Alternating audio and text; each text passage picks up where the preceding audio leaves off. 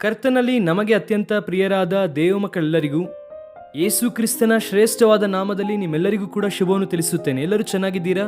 Good morning. ದೇವರು ಕಳೆದ ರಾತ್ರಿ ಒಳ್ಳೆಯ ವಿಶ್ರಾಂತಿಯನ್ನು ಅನುಗ್ರಹಿಸಿ ಈ ಉದಯ ಕಾಲದಲ್ಲಿ ಮತ್ತೊಂದು ನೂತನವಾದ ದಿನವನ್ನು ಅನುಗ್ರಹಿಸಿರುವುದಕ್ಕಾಗಿ ನಾವು ಕರ್ತನನ್ನು ಸ್ತುತಿಸುವುದಕ್ಕೆ ಬದ್ಧರಾಗಿದ್ದೇವೆ. ನನ್ನ ಮನವೇ ಯೆಹೋವನನ್ನು ಕೊಂಡಾಡು, ಆತನು ಮಾಡಿದ ಉಪಕಾರಗಳಲ್ಲಿ ಒಂದನ್ನಾದರೂ ಮರೆಯಬೇಡ. ಕರ್ತನು ನಮ್ಮ ಜೀವಿತದಲ್ಲಿ ಎಷ್ಟೋ ಉಪಕಾರಗಳನ್ನು ಮಾಡಿದ್ದಾರೆ, ಮಾಡುತ್ತಾರೆ ಕೂಡ. ಇದೇ ನಂಬಿಕೆ, ಇದೇ ವಿಶ್ವಾಸದಿಂದ ಅನುದಿನವೂ ನಮ್ಮ ಜೀವಿತವನ್ನು ಮುಂದೆ ಸಾಗಿಸೋಣ. ವಾಕ್ಯದಲ್ಲಿ ಬರೆಯಲ್ಪಟ್ಟಂತ ಅನೇಕ ವಾಗ್ದಾನಗಳನ್ನು ಪ್ರತಿದಿನ ನಾವು ಧ್ಯಾನಿಸುತ್ತಾ ಇದ್ದೇವೆ. ಒಂದೊಂದು ವಾಗ್ದಾನದ ಮೂಲಕ ಬೇಕಾಗಿರುವಂತಹ ಸ್ಫೂರ್ತಿಯನ್ನು, ಪ್ರೇರಣೆಯನ್ನು ನಾವು ಹೊಂದಿಕೊಳ್ಳುತ್ತಾ ಇದ್ದೇವೆ. ಈ ದಿನ ದೇವರ ವಾಗ್ದಾನಕ್ಕಾಗಿ ಸತ್ಯವೇದವನ್ನು ತೆಗೆದು 107ನೇ ಕೀರ್ತನೆ 20ನೇ ವಾಕ್ಯವನ್ನು ಓದೋಣವ. ನಮ್ಮೆಲ್ಲರಿಗೂ ಗೊತ್ತಿರುವಂತಹ ವಾಕ್ಯ ಅದು. Let us read Psalm 107 and verse 20. ಆತನು ದೂತನನ್ನೋ ಎಂಬಂತೆ ತನ್ನ ವಾಕ್ಯವನ್ನು ಕಳುಹಿಸಿ ಅವರನ್ನು ಗುಣಪಡಿಸಿದನು, ಸಮಾಧಿಗೆ ಸೇರದಂತೆ ಮಾಡಿದನು. God delivered them from their destructions. ಎಷ್ಟು ಸುಂದರವಾದ ಮಾತು. ಗುಂಡಿಯೊಳಗಿಂದ ದೇವರು ಏನ್ ಮಾಡ್ತಾರಂತೆ? ಮೇಲಕ್ಕೆ ಎತ್ತುತ್ತಾರಂತೆ. ಕೆಲವರು ಗೊತ್ತಿಲ್ಲದೆ ಹೇಳುತ್ತಾರೆ, ಕ್ರೈಸ್ತತ್ವಕ್ಕೆ ಯಾವಾಗ ನೀವು ಇಳಿದು ಹೋದ್ರಿ ಎಂದು. ಇದು ಬೀಳುವುದಕ್ಕೆ ಗುಂಡಿ ಅಲ್ವಲ್ಲ. ಯಾರಾದರೂ ಅಂತ ಪ್ರಶ್ನೆ ನಿಮಗೆ ಕೇಳಿದಾಗ ನೀವು ಕೊಡಬೇಕಾದ ಆನ್ಸರ್ ಏನು ಗೊತ್ತಾ? ನಾವು ಬಿದ್ದು ಹೋಗಿಲ್ಲ ಬ್ರದರ್. ಬಿದ್ದು ಹೋದಂತ ನಮ್ಮನ್ನು ಈಗ ಏಸಯ್ಯ ಮೇಲೆ ಎತ್ತಿ ನಿಲ್ಲಿಸಿದ್ದಾರೆ. ಈ ಹಿಂದೆ ನಾವೆಲ್ಲರೂ ಕೂಡ ಪಾಪ ಎನ್ನುವಂತ ಗುಂಡಿಯೊಳಗೆ ಬಿದ್ದಿದ್ದೆವು. ಮತಗಳು, ಕುಲಗಳು, ಜಾತಿ, ವರ್ಗ, ಧರ್ಮ, ಇನ್ನೂ ಆ ಲಿಸ್ಟು ಬಹಳ ದೊಡ್ಡದಾಗಿ ಇದೆ. ಅದರಲ್ಲಿ ನಾವೆಲ್ಲರೂ ಕೂಡ ಬಿದ್ದು ಹೋದಂತವರು. ಆದರೆ ಏಸಯ್ಯ ನಮ್ಮನ್ನು ಮೇಲೆತ್ತಿದ್ದಾರೆ. ನಮ್ಮ ಕರಗಳನ್ನು ಆತನ ಕರಗಳಿಗೆ ಕೊಡುವಾಗ ನಮ್ಮನ್ನು ಗುಂಡಿಯೊಳಗಿಂದ ಮೇಲೆತ್ತಿ ಬಂಡೆಯ ಮೇಲೆ ಹೆಜ್ಜೆಗಳನ್ನು ದೃಢಪಡಿಸಿದ್ದಾರೆ. ಈ delivered his people from destruction. ನಾಶನದಿಂದ, ಬಿದ್ದು ಹೋದಂತಹ ಗುಂಡಿಯೊಳಗಿಂದ ದೇವರು ಅವರನ್ನು ಮೇಲೆತ್ತಿದ್ದಾರೆ ಎನ್ನುವಂತಹ ಮಾತು. ಅದಕ್ಕಿಂತ ಪ್ರಾಮುಖ್ಯವಾಗಿ ಆತನ ವಾಕ್ಯವನ್ನು ಕಳಿಸಿ ಏನ್ ಮಾಡಿದ್ದಾನೆ? ಆತನು ಸ್ವಸ್ಥಪಡಿಸಿದ್ದಾರೆ.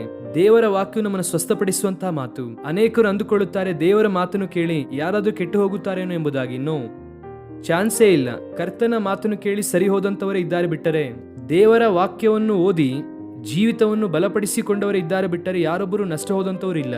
ನಾನು ಬೈಬಲನ್ನು ಓದಿ ಹಾಳಾಗಿ ಹೋಗಿದ್ದೇನೆಂಬುದಾಗಿ ಒಂದು ಸಾಕ್ಷಿಯನ್ನು ಕೂಡ ಪ್ರಪಂಚದಲ್ಲಿ ನಾವು ಕೇಳುವುದಿಲ್ಲ. ಪ್ರತಿಯೊಬ್ಬರು ಕೂಡ ಸರಿಯಾಗಿದ್ದಾರೆ. ಆಲೋಚನೆ ಬದಲಾಗಿದೆ, ಜೀವಿತ ಬದಲಾಗಿದೆ. ನಿನ್ನನ್ನು ಸರಿಪಡಿಸುವ ದೇವರು, ನಿನ್ನ ಆಲೋಚನೆ ಸರಿಪಡಿಸುವ ದೇವರು, ನಿನ್ನನ್ನು ಬಲಪಡಿಸುವ ದೇವರು. ಆದ್ದರಿಂದ ನಾವು ದೇವರನ್ನು ಸ್ತುತಿಸುವುದಕ್ಕೆ ಬದ್ಧರಾಗಿದ್ದೇವೆ. ಈ ದಿನ ಯಾವ ಗುಂಡಿಯೊಳಗೆ ನೀನು ಬಿದ್ದಿದ್ದೀಯಾ? ಬೈಬಲನ್ನು ಸ್ಪಷ್ಟವಾಗಿ ಧ್ಯಾನಿಸುವುದಾದರೆ ಗುಂಡಿ ಎನ್ನುವಂಥದ್ದು ಎರಡು ಪ್ರಾಮುಖ್ಯವಾದ ವಿಷಯಕ್ಕೆ ಸಾದೃಶ್ಯವಾಗಿದೆ. ಒಂದು, ಪಾಪದ ಜೀವಿತಕ್ಕೆ. ಎರಡನೆಯದಾಗಿ, ಮನುಷ್ಯನ ಅನುಭವಿಸುತ್ತಾ ಇರುವಂತಹ ಶ್ರಮೆಗೆ ಸಾದೃಶ್ಯವಾಗಿದೆ. ಭಕ್ತನಾದ ದಾವಿದನು ಹೇಳುತ್ತಾನೆ, ನಾನು ಈ ಹಿಂದೆ ನಾಶನಕರವಾದ ಗುಂಡಿಯೊಳಗೆ ಬಿದ್ದಿದ್ದೇನು, ಕೆಸರಿನೊಳಗೆ ಬಿದ್ದಿದ್ದೇನು, ಆದರೆ ದೇವರು ನನ್ನನ್ನು ಮೇಲೆತ್ತಿದ್ದಾರೆ ಎಂದು. ಪಾಪವು ಮನುಷ್ಯನನ್ನು ಇಳಿಜಾರಿಗೆ ತಳ್ಳುತ್ತದೆ. ಒಬ್ಬ ಗುಂಡಿಯೊಳಗೆ ಬಿದ್ದಂತ ವ್ಯಕ್ತಿ ತಾನು ತಾನಾಗಿ ಹೇಗೆ ಮೇಲೆ ಬರುವುದಿಲ್ಲವೋ, ಪಾಪದಲ್ಲಿ ಬಿದ್ದು ಹೋದಂತ ಮನುಷ್ಯನು ಕೂಡ ಅಂತಹ ಪರಿಸ್ಥಿತಿಯೇ.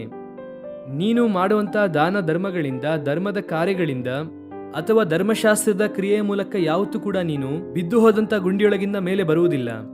ದೇವರೇ ನಿನ್ನನ್ನು ಮೇಲೆ ತರುವ ಆತನು. ಆತನ ಆಶ್ರಯವನ್ನು ಕೋರುವುದಾದರೆ ಯೇಸು ಕ್ರಿಸ್ತನನ್ನು ರಕ್ಷಿಸಿ ಎಂಬುದಾಗಿ ಬೇಡಿಕೊಳ್ಳುವಾಗ ಆತನು ಗುಂಡಿಯೊಳಗಿಂದ ಮೇಲೆ ತರುತ್ತಾರೆ. ಪಾಪ ಎನ್ನುವಂತ ಗುಂಡಿಯೊಳಗಿಂದ ದೇವರು ನಮ್ಮನ್ನು ಮೇಲೆ ತರುವ ಆತನು.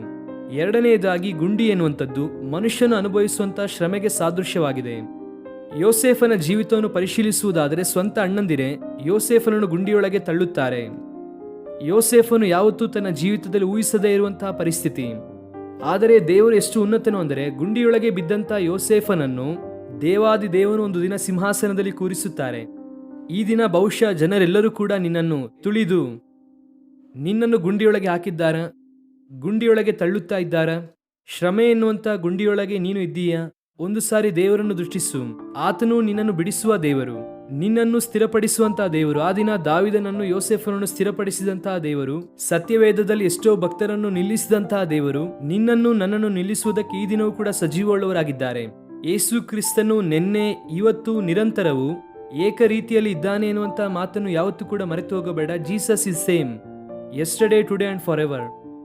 ನಿನ್ನ ಪ್ರತಿಕೂಲ ಸ್ಥಿತಿಯಿಂದ ಬಿಡಿಸಿ ಬಲವಾದಂತಹ ಸ್ಥಿತಿಗೆ ನಡೆಸುವುದಕ್ಕೆ ದೇವರು ಯಾವತ್ತೂ ಸಾಮರ್ಥ್ಯವುಳ್ಳವನೇ. ದಯವಿಟ್ಟು ಧೈರ್ಯಗೆಡಬೇಡಿರಿ. ಆತಂಕದಿಂದ ಕಳವಳದಿಂದ ನಿಮ್ಮ ಜೀವಿತವನ್ನು ಮುಂದೆ ಸಾಗಿಸಬೇಡಿ. ಧೈರ್ಯವಾಗಿ ದೇವರನ್ನು ಹಿಂಬಾಲಿಸಿರಿ, ದೇವರನ್ನು ಘನಪಡಿಸಿರಿ. ಕರ್ತನು ನಿಮ್ಮ ಜೀವಿತದಲ್ಲಿ ದೊಡ್ಡ ಕಾರ್ಯವನ್ನು ಮಾಡುತ್ತಾರೆ. ಪ್ರಾರ್ಥನೆ ಮಾಡೋಣ. ನಮ್ಮ ಪ್ರೀತಿಯುಳ್ಳ ತಂದೆ, ನಾವು ಬಿದ್ದು ಹೋದಂಥ ಗುಂಡಿಯೊಳಗಿಂದ ನಮ್ಮನ್ನು ಮೇಲೆ ತರುತ್ತೇನೆಂಬುದಾಗಿ ವಾಗ್ದಾನ ಮಾಡಿರುವಂತಹ ದೇವರು, ನಿಮ್ಮ ವಾಕ್ಯವನ್ನು ಕಳಿಸಿ ಸ್ವಸ್ಥಪಡಿಸುತ್ತೇನೆಂದು ವಾಗ್ದಾನ ಮಾಡಿರುವಂತಹ ದೇವರು, ಈ ದಿನ ನಮ್ಮ ಪ್ರಿಯರು ಯಾರ್ಯಾರು ಅವರ ಜೀವಿತದಲ್ಲಿ ನಿಮ್ಮ ಸಹಾಯವನ್ನು ಕೋರುತ್ತಿದ್ದಾರೋ, ಯಾವ ಗುಂಡಿಯೊಳಗೆ ಬಿದ್ದು ಮೇಲೆ ಬರಬೇಕೆಂದು ಆಶಿಸುತ್ತಾ ಇದ್ದಾರೋ ಅವರಿಗೆ ಒಳಿತು ಮಾಡಿ ಅಪ್ಪ.